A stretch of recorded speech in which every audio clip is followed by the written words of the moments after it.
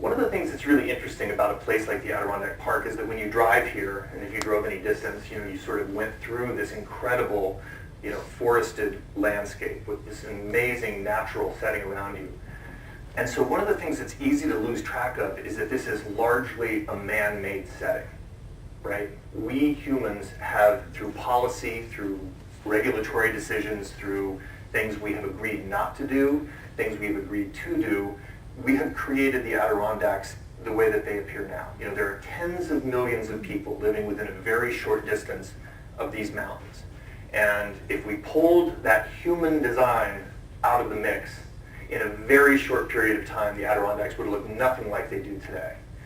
And so one of the first ideas that's important to wrestle with is that the Adirondack Park does have design. It has human design.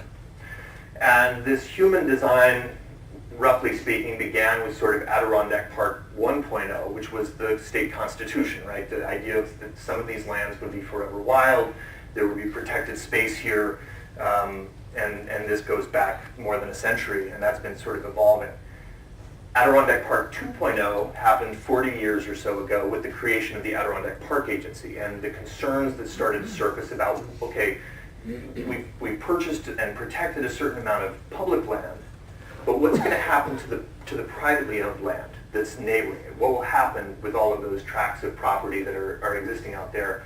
How can we keep that open space from changing radically and developing in ways that we're not comfortable with? And so that event in the late 60s and early 70s, as sort of these ideas were developing, really created the Adirondack Park 2.0 that we've all been living with and sort of thinking about really for the last 4 decades. And the fascinating piece that I have been privileged to watch is seeing that model tested and kind of put through the crucible in the 10 years that I've been here. What do we need to do going forward? What are the structures that we need in place? How can we sort of take on the challenges that exist? So here are a couple of ideas. One is that the moment has come, and I think this is a beautiful thing, where the connection between the park and the local communities within the park, the towns and villages, has got to finally be cemented for good. Fortunately, the happy accident is that, again, many of these local government leaders are thinking in much more interesting ways about where the park can go, how the park can serve their interests, how the park can serve their needs. I think also the less happy accident is that, again, we don't have a choice. The reason is that 2.0 is no longer viable. The money from Albany is gone. Tax dollars are cycling downward as the housing crisis occurs. So this leaves us in local government, in our local communities, thinking, okay, so what do we do? What is the next, sort of vision that we can bring? And here's a couple of thoughts. We still have an enormous wealth in our local communities that is coming from property taxes. Extraordinary wealth. When you look at the revenues at county and local levels from your second homes, it's a bath of money.